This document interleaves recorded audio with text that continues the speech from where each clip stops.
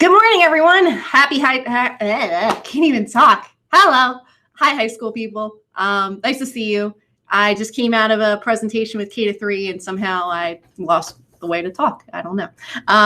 So I hope this is working. I hope you're watching a live stream. So this is, if you haven't figured it out already, that is a new feature we have. The good and the bad is we can get over 10,000 people to watch a live stream at the same time, and it has less of an impact on our bandwidth. The unfortunate part is you're kind of just watching that as like a direct instruction and knowing that it's live and I'm up here in D-Wing somewhere. But with that being said, I do have a solution to the Q&A. I did come up with what we will do for that today. I would also like to take a moment and thank you all for replying to my email from last night. Just at the high school alone, I had over 30 people reply.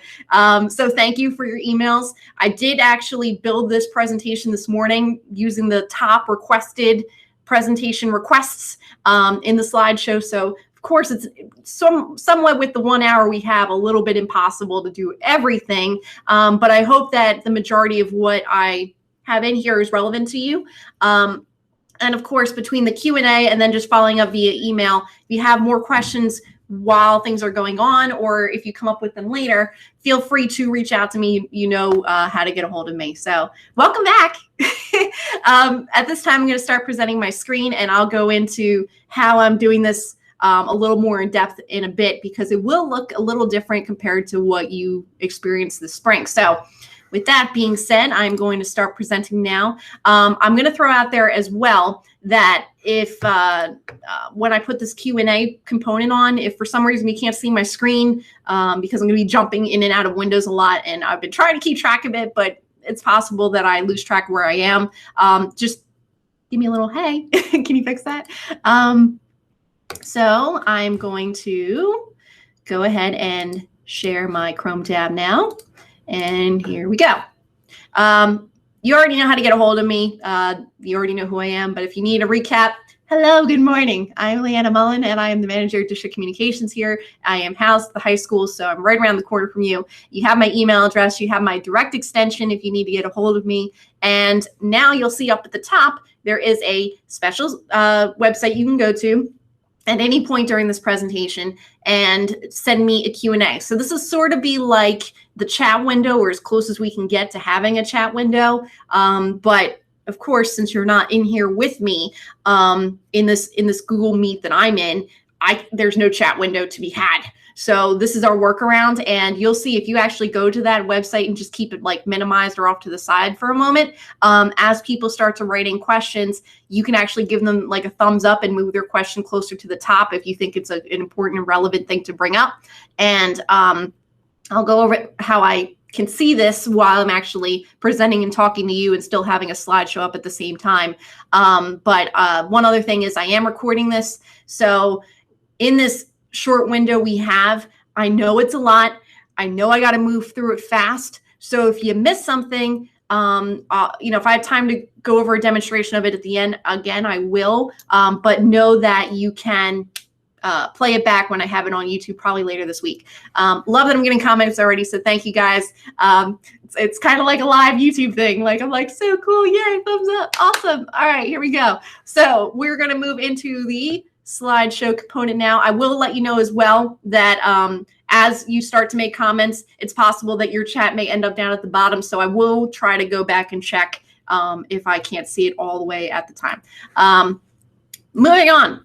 So I told you that I got a lot of comments last night, replies to my original email, and that was great. Thank you. It really helps guide what I was going to go over today. So I took basically the 4 main components of what people were generally looking for, and the survey said this is what it looks like. So number 1, you wanted to see everything related to Google Meet. You heard there was a lot of cool features coming out. If you're any kind of a Google nerd like I am, you've been waiting all summer for these. I'll go over what I can right now. And then moving on from Google Meet being like the main thing people wanted to hear about, it was things related to presentations, showing videos, how to get the audio to come through while you're doing a Google Meet, how to embed video in a Google slideshow, those are kind of all inclusive in that component.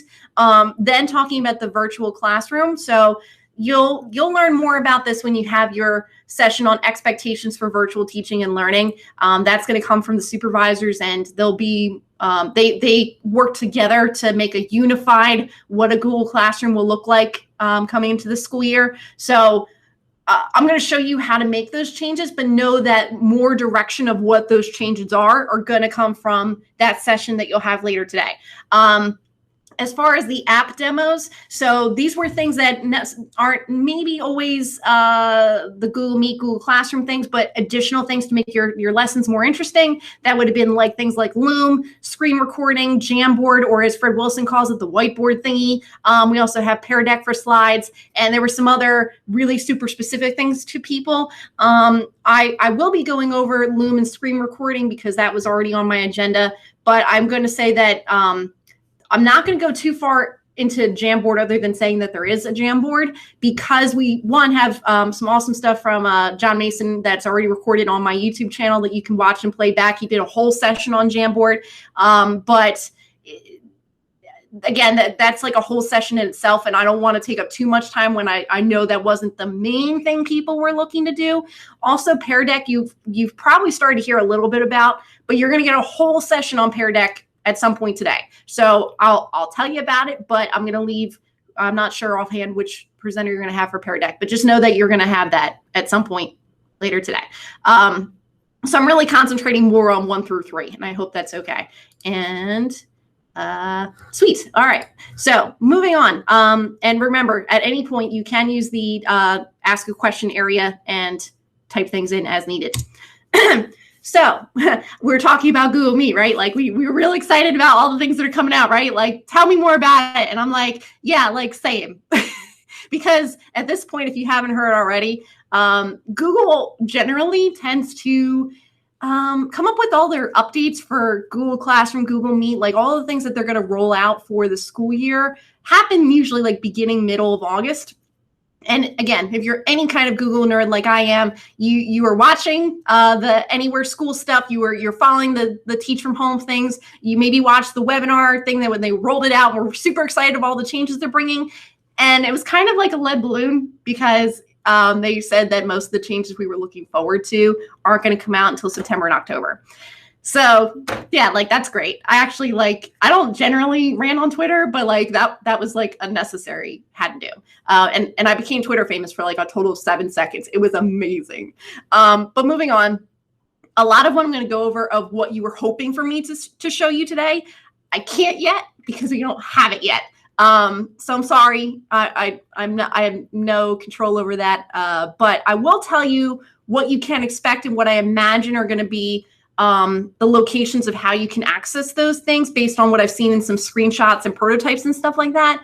And I think this was already started to be communicated yesterday, but when we have the full remote instruction going into the next 6 or 8 weeks, whatever it might be, on Mondays, there's going to be professional learning time, sort of like what we had for the Lunch and Learns, those that participated in that. There will be dedicated time in the afternoon for you to attend more live PD or be able to watch some video content. So some of this I'm going over like as a breeze to let you know it's coming. And then you can anticipate that when they're rolled out, there will be deeper sessions on how to use them and walk you through it. So my apologies, but we're gonna move on and show you what some of those cool things are.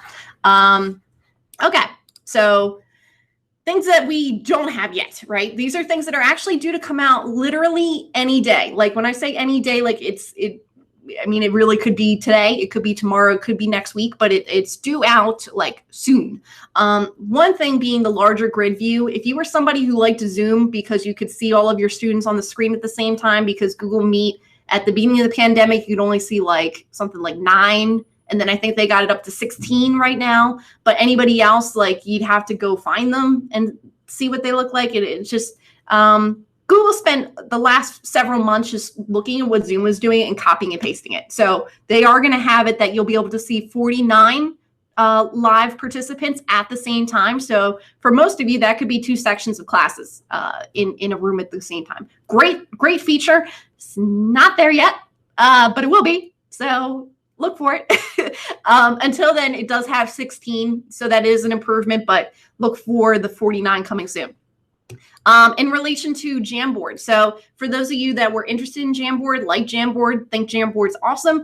Jamboard will be integrated into Meet, so you'll be able to have a live Jamboard session, let people like kind of interact with it. If you don't know what Jamboard is, it's a virtual whiteboard, can do some awesome stuff with it. You can put some sticky notes in there, let kids move things around, handwrite on it. So it can definitely be really great, especially if you're like a science math person, be able to put out problems and things like that and let the students write on it. Again, super soon, just don't think it's on yet. So look for it. I'm just, don't mind me, I'm also trying to check the window of where we are on questions and stuff. When we were inviting our students to classroom, there are 2 accounts coming up. Which one is their name and which one is their ID? Which one do we choose? Angelique, I'm going to have to get back to you on that because that I don't know what you're talking about. That might have something to do with the email address thing, which I'll get to in a little bit, but let me get back to you on that one. Okay, so next thing that is coming out soon, very popular request, was the option to blur or replace your background. As you heard from Dr. Gruccio yesterday and kind of reiterated with Patty in the afternoon, we are encouraging, and there's an expectation that the students will have their cameras on. And one of the things that's been a concern has been, if their environment is not something that they're comfortable with or it's distracting or whatever. Unfortunately, this much anticipated feature is not due out for another few more weeks. When it is available, you would be able to turn that on before you enter the room. So you might be familiar with that kind of screenshot before you enter a Google Meet and see who's in the room and be able to adjust your camera and check your microphone and that kind of thing. They will have several backgrounds already pre-built in for you to be able to choose. Or you could upload your own, or you can just blur out what's in the background and just kind of like have like a Gaussian blur effect. Again, I don't have this information for you yet. As far as I can tell, you would be able to change it before you enter the room. I don't know yet if you can change it once you're in the room. I also don't know if it's like a universally applied, like if you set it up for one Google Meet and you do all your Google Meets from that point forward, if it'll just stay there. My anticipation is you'd have to turn it on before you get in every single time. But I don't have the answer to that yet. So my apologies. I did as much research on this as I could, and that was as far as I could go. But know that will be a feature coming out in the hopefully sooner than later future. Breakout rooms, another really sought after feature that is really going to be helpful moving into a continuing remote and hybrid environment, especially if you have like an in-class support or something like that.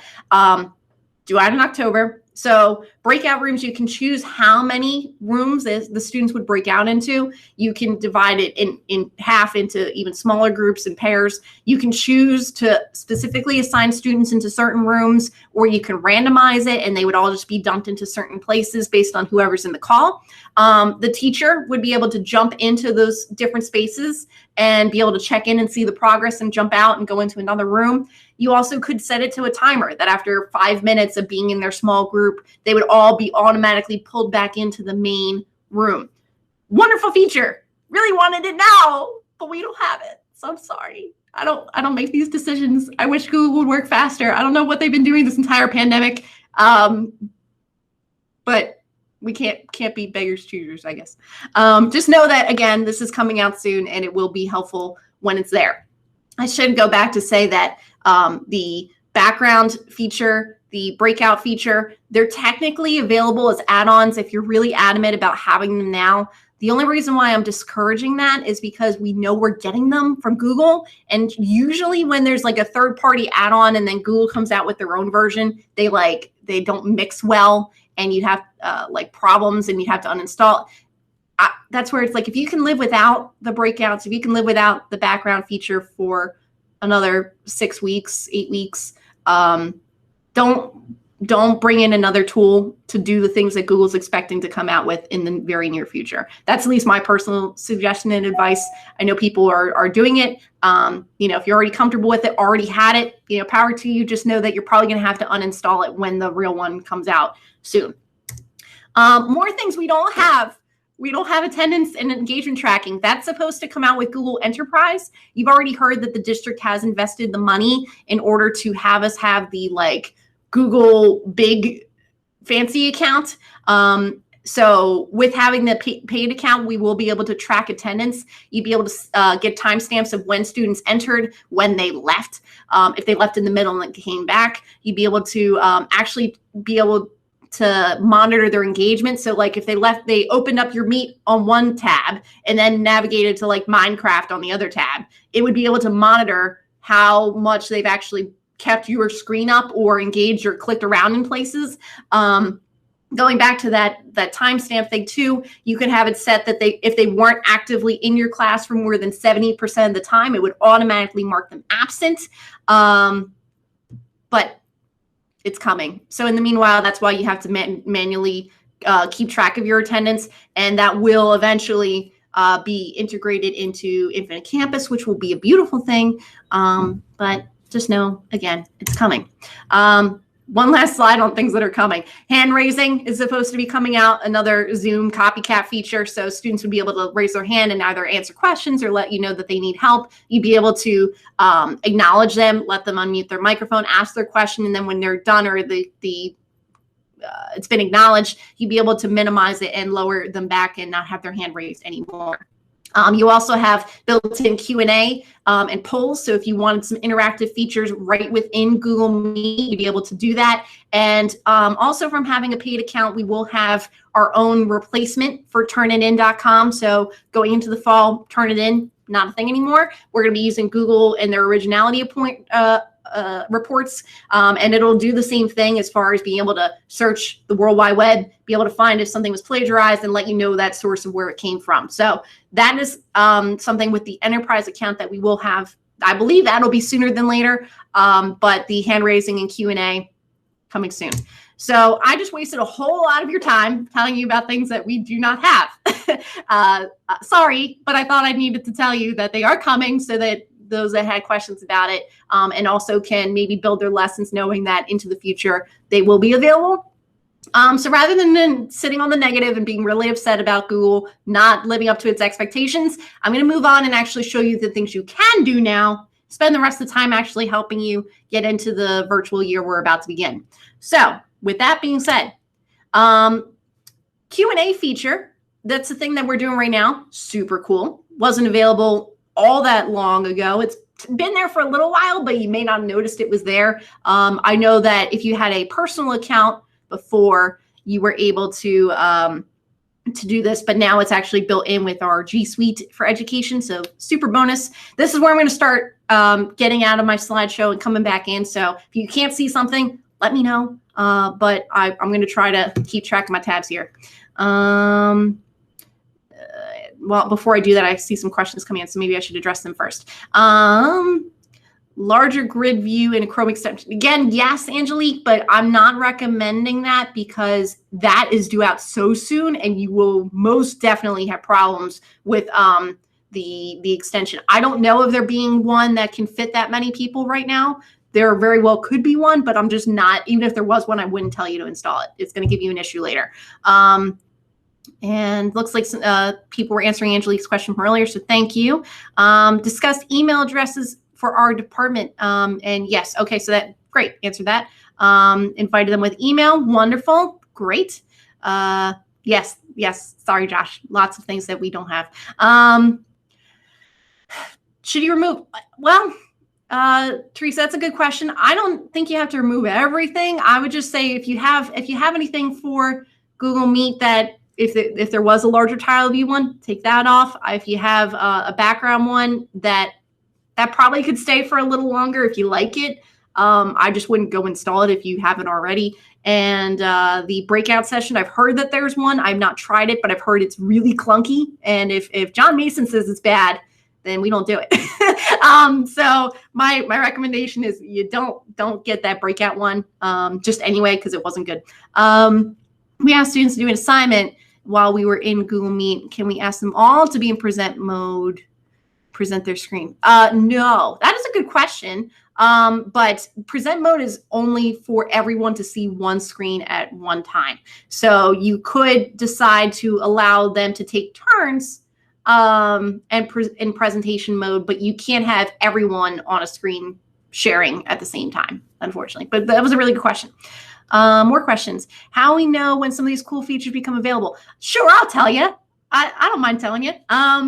But you will probably, excuse me, the Google Meet grid view, I'm making an assumption here, will probably just happen. I don't think you'll have to do anything. If you're in a large meet, Google tends to make an adjustment to your layout automatically. So if it can tell it's getting flooded with people, and you already have it set to like automatically adjust, it's going to start filtering that in. And I think that's what would happen. But yeah, if you want, I'll send a broadcast email to let you know when cool things come out. Otherwise, I mean, you can certainly follow Google for Education's Twitter. They tend to let people know that way if you're interested in that sort of thing. All right, I'm going to move on to the slide stuff now in the Q&A. So allow me to stop presenting for just a second so I can switch. And I'm going to do my entire screen and my lovely Mac computer. I know, it's wonderful. So because I have a Mac and it's a relatively large screen, I know depending what device you're on, it may be difficult to see. But just know, again, when you go to play this back later, it will be a little larger. It might be helpful to look at that point.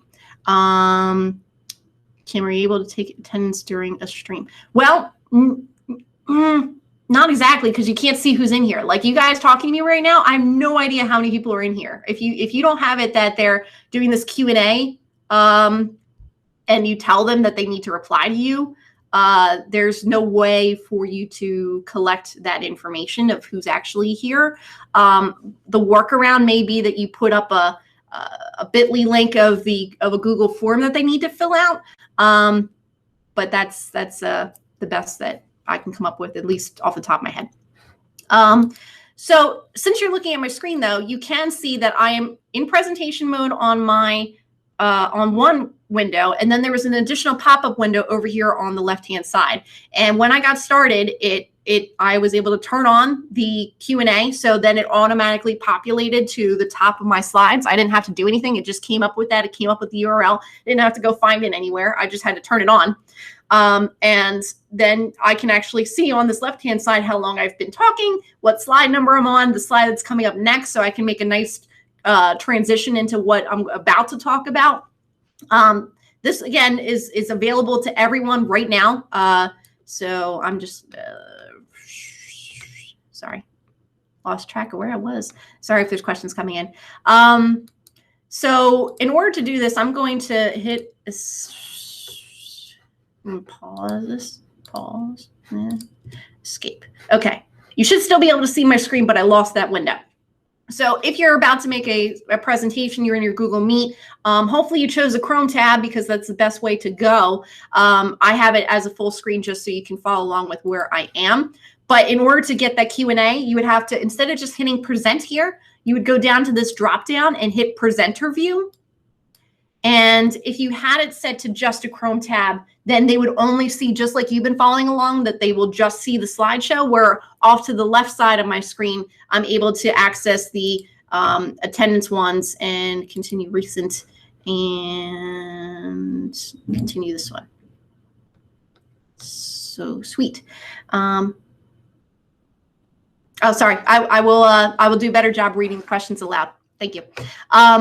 But you can see that the questions are here. And if I was worried about a privacy thing, maybe I wanted students to feel comfortable asking questions without me reading it aloud. As long as I had it set to a Chrome tab window open only, I could read that question and either just sort of work it into the conversation or say someone asked a question about, without actually identifying anybody. No one would know.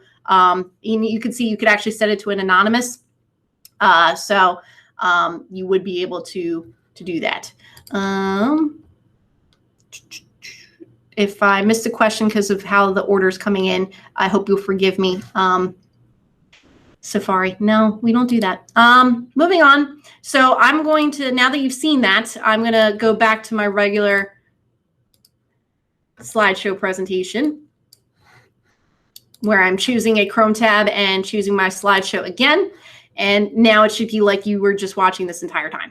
Other wonderful things that we do have, it sounds like you know about this already, that we do have active email accounts now for grades 6 through 12, which is a beautiful thing. In particular, think of the senior English teachers who had to post everything on our behalf for the class of 2020. My thank you and condolences. But now we will be able to do it ourselves. So it's a wonderful thing that we can just put a broadcast email out to all the high school seniors, and we don't have to use you as a middleman for that kind of communication anymore. In addition, if you didn't know this already, Infinite Campus and Google Classroom have like now come together, and we love them because when we put a grade in, it'll automatically be able to populate into Infinite Campus Gradebook. There is a little bit of setup because you have to turn it on and then match it to your campus, but at least it's there. So there will be PD on this in the school year, like once we get started. I haven't seen it to even demonstrate it to you yet, but I know it is there. It is turned on, and you can imagine that before we get to the progress reports, that this will be communicated. So look out for that session coming out probably middle end of September, if I were to guess. How do we get the URL for Q&A? So if you have that, if you were in presenter view like I just was, there's an option for speaker notes, and then there's audience tools. You would have to slide on audience tools, and then it would automatically come up with what the URL is. I didn't have to type in anything. I just had to turn it on. I did find out from the last session, though, if you navigate out and come back, you will lose questions, which in this case, I've since in the last half hour taught myself how to not do that. But that would be something to look out for, is that you want to resume the Q&A that you had and not start a new one. So that should answer that. How do you enable anonymous questions? I know that when you're on the URL, there should be a checkoff, like a checkbox for you to turn on the anonymous feature. I don't see that right now because you're in there as a participant. I'm in here as a presenter, but I believe that's what you would have to do. Can we make sure Eagle teachers and students are added to the high school list? Great question, Jen. I think that seems reasonable. I guess my question is, which list are you referring to? You can let me know that. Kyle says, if you create an assignment in Google Classroom, will it immediately post to campus so parents can see upcoming assignments? That is my understanding, that when you make a grade, at least it will push. I don't know yet if it will do assignments. And I'm saying that only because I think we just got notified less than 48 hours ago that this is now turned on for us. There was some setup from IT's back end in order to make this work. And I imagine, again, that we will have a better understanding of what that looks like once people have had a chance to get in there, especially the tech savvy type who are willing to play around with some things. I just know I have not had a chance to do it, and I don't have a grade book myself. So I'm going to be relying on other people like you to tell me when it works. And said something, you sent out something about the presentation didn't. Oh, okay, Jen, sorry about that. I sent out an email to all high school staff, and it was just a universal list. I think Kim Baumgartner might be in here, so maybe she can tell me in the future when we do that. So good point. So, okay, I'm going to move on, but you do have the information that Gradebook and Google Classroom are coming together. There was like a grader, I forget the exact title before, but that might be something you want to uninstall. Going back to that conversation of third-party stuff, knowing that now we have the nice, pretty setup. As far as the internal email accounts, it's already been said that they can only send emails to other EHT accounts. So you as a teacher can communicate with them. They can write you back. You don't have to do it all in Google Classroom or use anyone's personal email addresses now, but they cannot send to outside email addresses. So if you're encouraging students to go apply for jobs or something like that, that gets a little gray area. Really, this is meant to be a communication tool between you and them, or for guidance or like guidance counselors or something like that.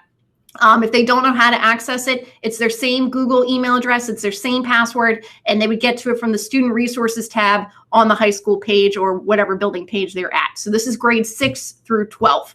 Oh man, more questions. And if something is sent out to seniors, I want to make sure my kids are on that list too. Very fair question, Jen. I think that if we can get the secretaries on board with that, that would be a little bit easier to set up. I'm going to move on. Okay. If you don't know this already or don't already have it set up, this came out toward the end of last school year that you can embed a Meet link in your Google Classroom. This is going to be very important when you get into that workshop you have later on expectations for virtual teaching and learning. They're going to mention this. Just for the sake of time, I'm not going to spend a whole lot of time showing you where this is. I'm going to go through it very fast. I'm going to show you where the settings are to do the changes you'll need to do, but you're going to refer to what is being shared from the expectations workshop and then apply how to get there at that time.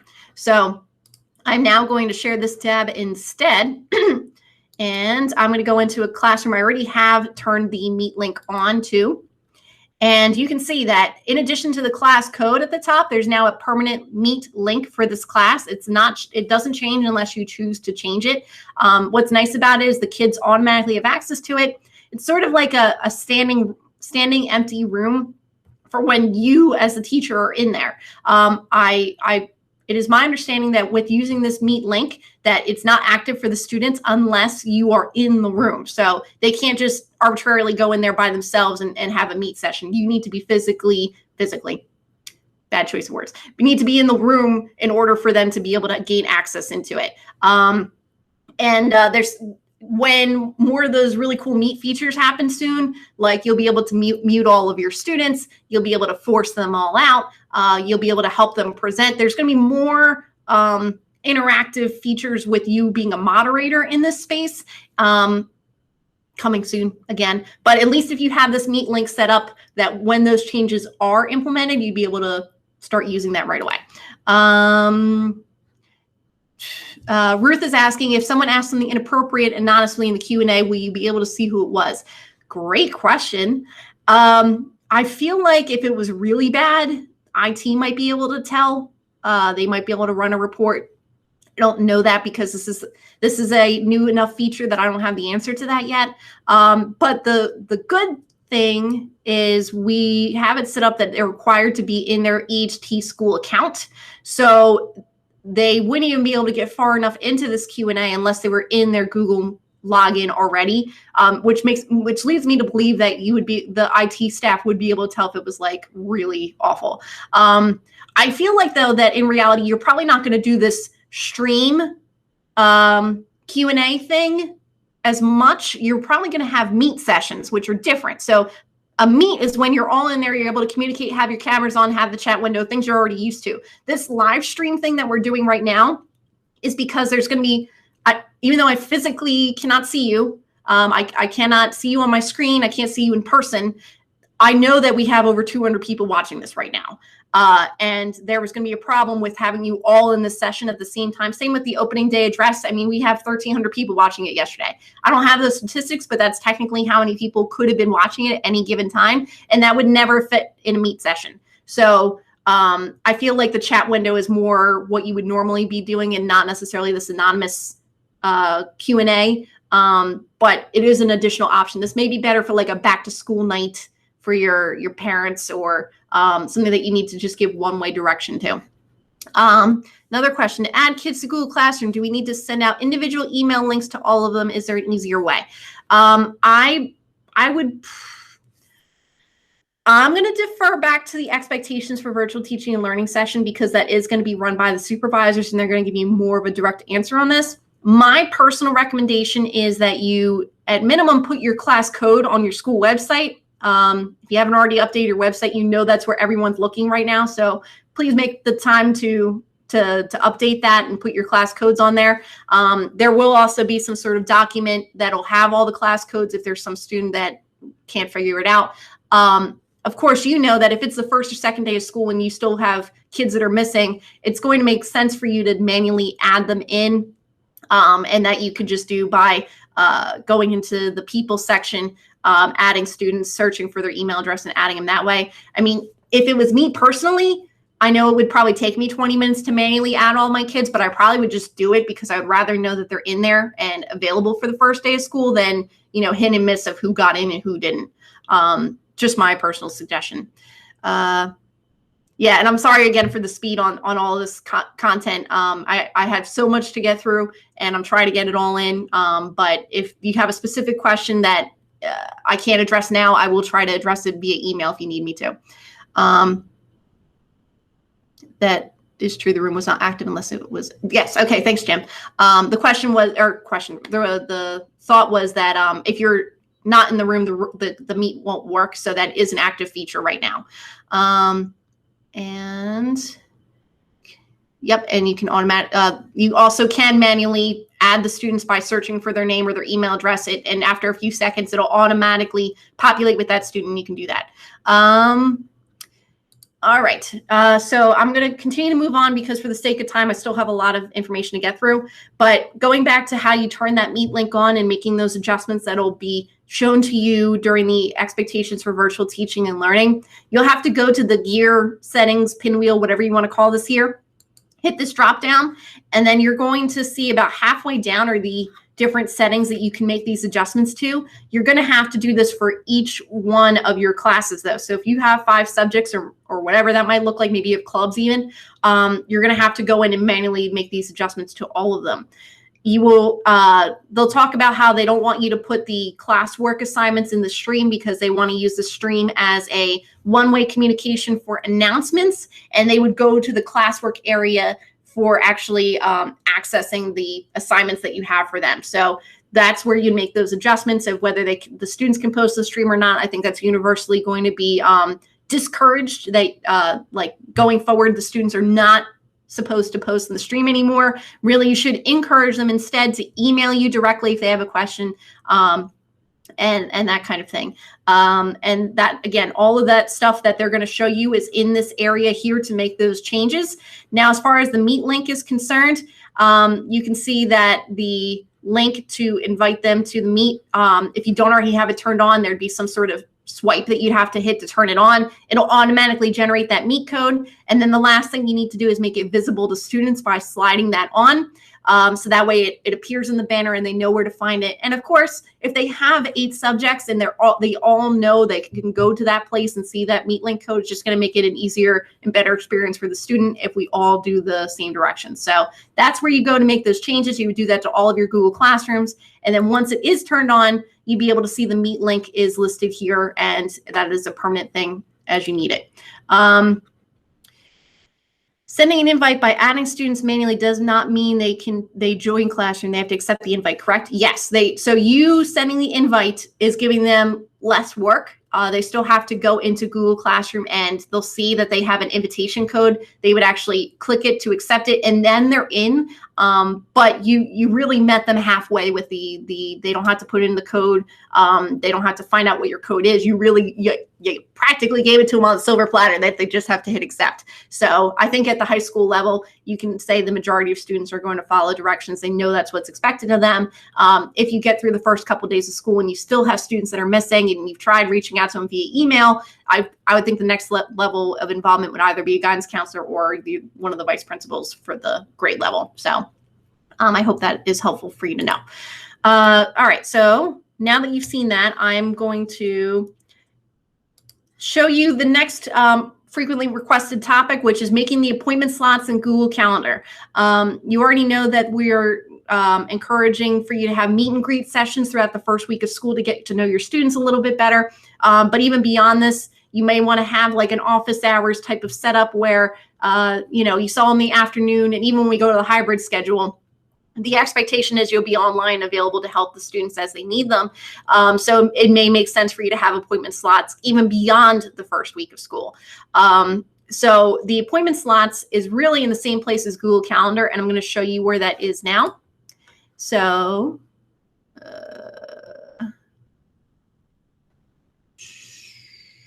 for specialist teachers, do you create a separate class from each class and grade? So you guys, that's for the elementary building level. Because we have a couple of those guys in here too. That is, I would double check with your building principal and pay attention to the expectations for virtual teaching and learning. I think that's going to come out. I don't want to give you incorrect information, but my understanding is that specialist teachers will no longer be pushing into classes. You will be tasked with having your own classroom, which is going to be better because you will be able to make your own assignments, be able to grade them, and you're not messing with two worlds and being in another teacher's classroom. So verify that with your supervisor and your building principal. So going into the calendar question. So I'm now sharing my Google Calendar with you. I picked the first week of school as a blank slate just so you'd be able to see what this looks like. And you can go to this by going to calendar.google.com. You can go to it by clicking on the waffle and finding calendar. In either case, this is the place you need to be. So you can see that there's really two ways to do this. You can either go right up to create, or you can actually navigate to the day that you want to have and just click on it one time. So let's say first day of school in the afternoon from 1 to 4 o'clock is when I'm going to have the first session or the first block of time that I would set up these appointments. So you would click on this or you'd hit create. It brings you to the same place. And the difference in making an event versus appointment slots is you'll see event is listed here, where appointment slots is right here on the side. So you're going to change it to appointment slots. And let's call this meet and greet. And you can choose the length of time that the window would be open for. So let's say from 1 to 4 o'clock for the first day. And you can also change how long you want that duration to be. So let's call this after 15 minutes. That's more than enough time. And then you'd be able to have another student come in. So you have all of that set up. It looks fine. You hit save. And it's going to look just like a regular event. The main difference, though, is you're going to see this little grid indicator here. That's to let you know that that is an appointment window. Once you have the appointment window made, and you could do this for, several days during that same week. Let's say we need another meet and greet here, and we do it maybe from 1 to 3 o'clock on the second day, and it's an appointment, so we need to indicate that, and that's another series of 15 minutes. So we have 2 times that they can come and find us. The difference of how you actually get the students to fill out the appointment slots is when you click back on that icon, you're going to see there's a go to appointment page for this calendar. It's this indicator right here. So just in case you missed it, you clicked right on the actual event, click it once and go to the appointment page for this calendar. It's going to bring up a special URL just for your appointment times. This is what you're going to have to copy and paste into your website, your Google Calendar, wherever it is you're going to have this accessible. And you can see that it says there's no appointment slots available for this week. You go to the next week, and all of these slots are available times the students could click to say that's when they want to meet with you. So let's say this student says 2:15 to 3 o'clock is going to work for them. They have to be signed into their school Google account, and you'll see that automatically, assuming they're signed in, it will put their name in there as the event. And you could tell them to put the looking forward to meeting you, or maybe when it's later in the school year, I need help on chapter 1 review, something like that. When you hit save, or they hit save rather, automatically you as the teacher or the counselor, whoever this might be, will get an email notification that a slot has been taken up, and it'll automatically push. You don't have to even look in your Google Calendar to double check. That's exactly what the stages of events are. Now you can decide if it makes sense for you. If we go back to the calendar here, let's refresh this for a second. Now you can see inside of that meet and greet, now that I refresh my page, there is an appointment here. It's got the details of the appointment listed right in this space. So you can decide if you want to just tell them to access your Google Classroom Meet link. If you're having a small group, maybe that's something that makes sense. Or if it's a one-on-one meet, maybe it's something a little more private. You don't want kids to be able to just pop in whenever. You can decide to edit this event, and then you could add a meet code here and then share that back with them. And again, since they have email addresses now, they'll automatically get that same information. They can access it from their Google Calendar or their Google Meet or their email, and they'd be able to click in there, and you'd both be able to connect for that session. More questions.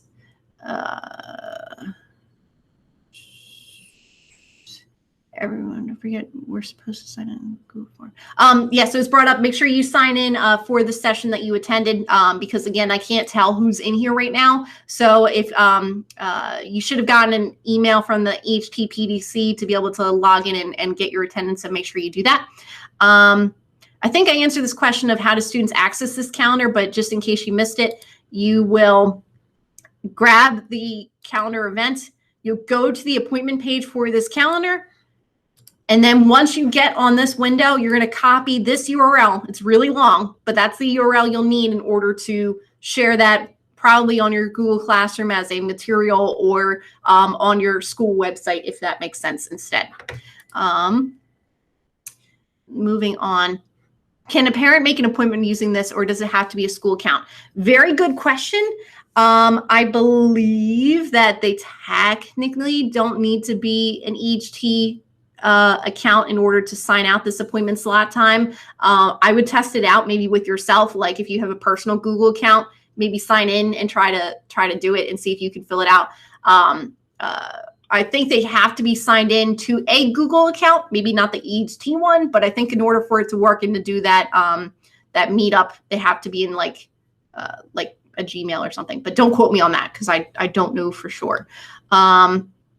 Will the calendar send me a notification when a student signs up for the time slot? The answer is yes. So as soon as the time slot's filled, you'll get an email notification from Google letting you know who signed it out and any notes that they put in there of why they signed up for the time, or anything that might have been related to their appointment. And then once you have that, you can go back to your Google Calendar and be able to see any appointment slots that have been filled in. So that is the appointments. And I know we don't have a whole lot of time. I'm actually not, I was hoping I would be a little further than I am right now, but I'm going to go through as much as I can of what I have left of this presentation.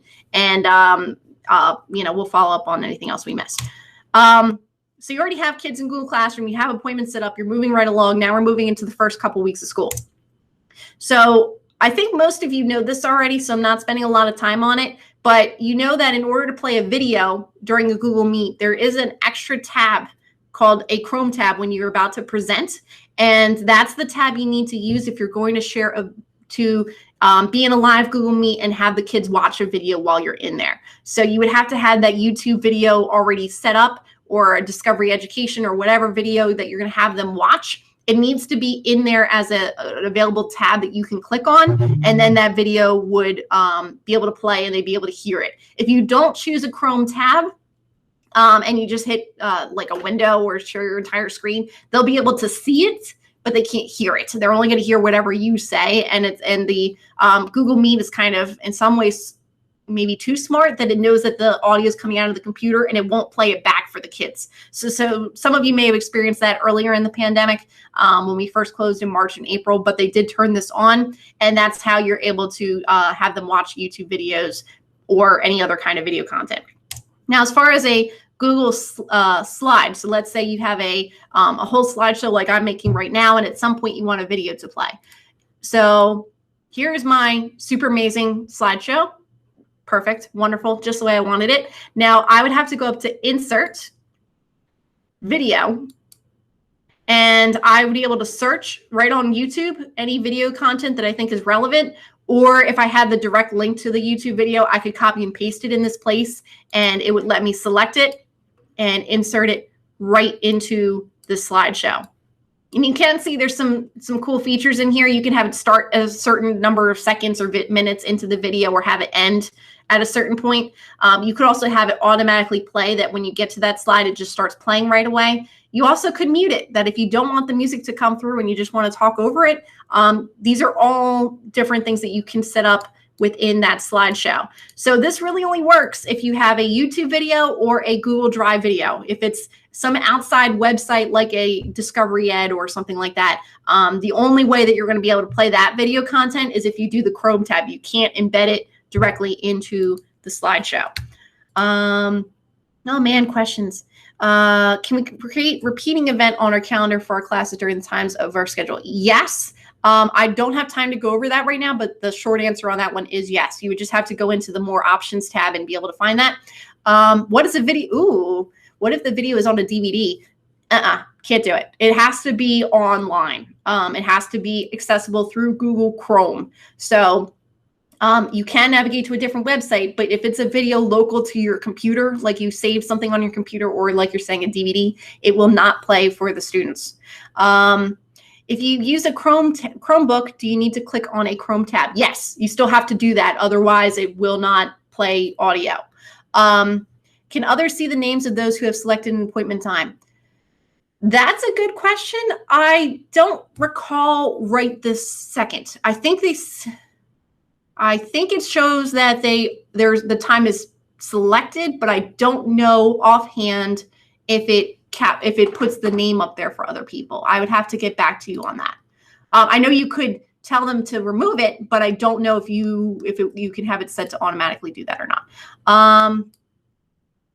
Okay, moving on. So now you know how to put a video in, you know how to play video. And I'm going to go back to my slideshow again. Add-ons.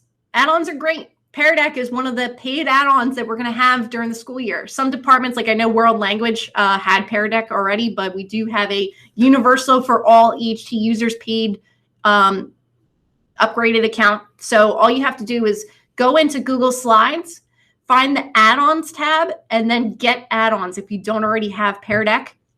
Like I said, you will have an entire session just on Pear Deck, so I'm not going to go into very deep on this, but I also did put a screenshot really quick of some helpful education-centric add-ons, like that Hypatia. I think Hypatia. I probably said that wrong, but that's like if you're a math person and need to make up some equations, that would be one.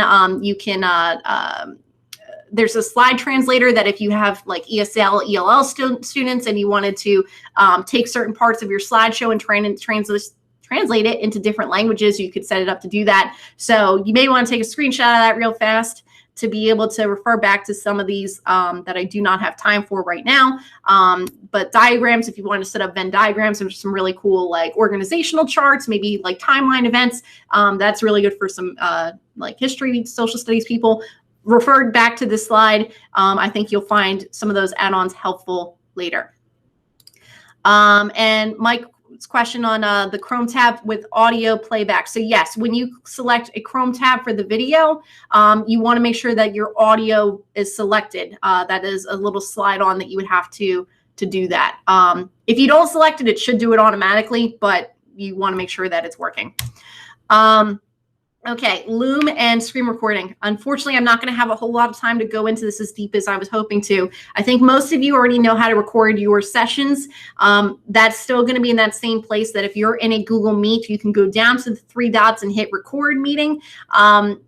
Since we do have a paid account now, the record feature will still be there because after September 30th, if we did not have an enterprise account, you would not be able to record your Google Meets. So good news is that will still be an available option. The videos are available for 30 days unless you save them, move them, download them. Otherwise, if you haven't found it already, if you go to your Google Drive, there is a Meet folder. Once you start recording Meets, you'll see a Meet folder in there, and all of your Meet recordings will automatically push to that location, at which time you can save them, move them, whatever that might be.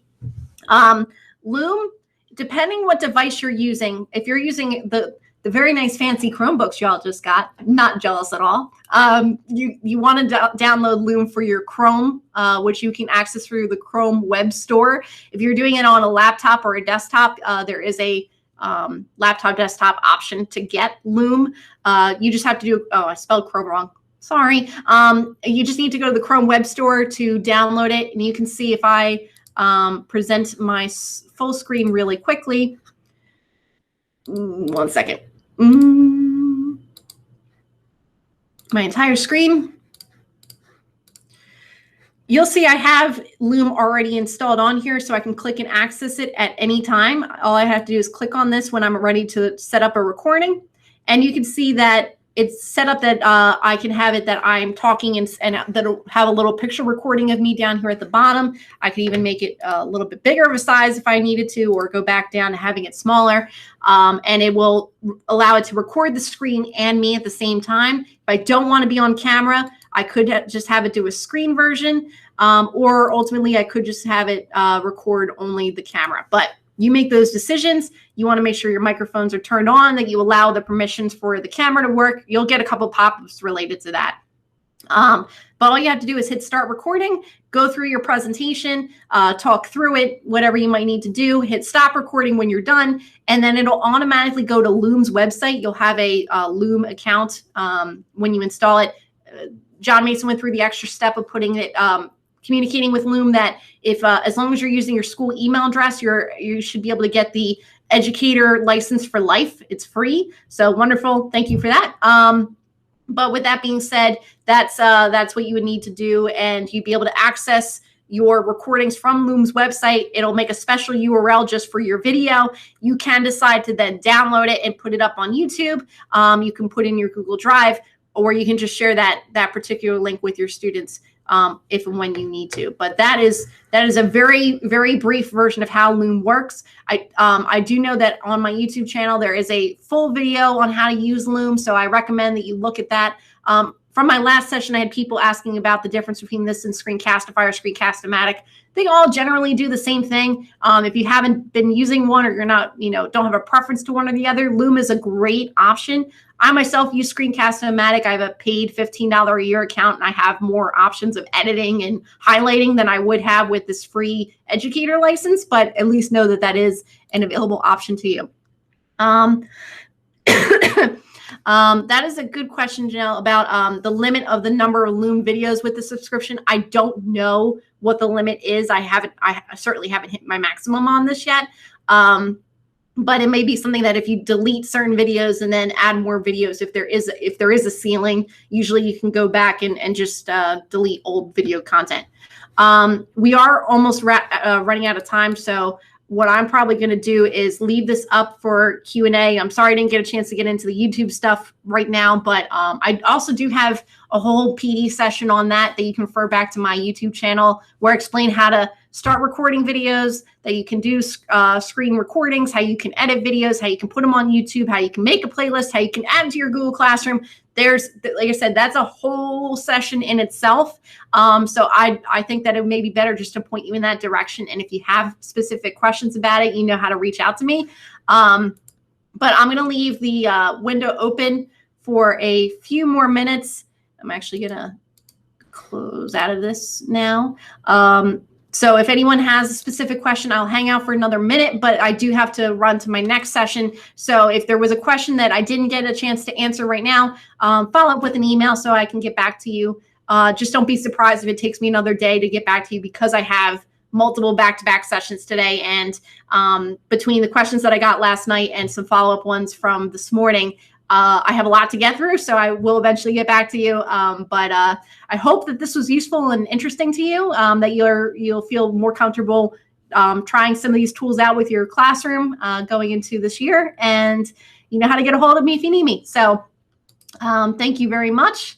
And just to answer these last questions, is suggested and or required to record Google Meet sessions? You'll find that out, Matt, more in your expectations for virtual teaching and learning, because we are had to be understanding to the students who are not able to attend sessions. You can imagine you will be required to record at least some of your sessions. I can't say for sure if it'll be all of your sessions, but you should make that available to your students for those that could not attend live.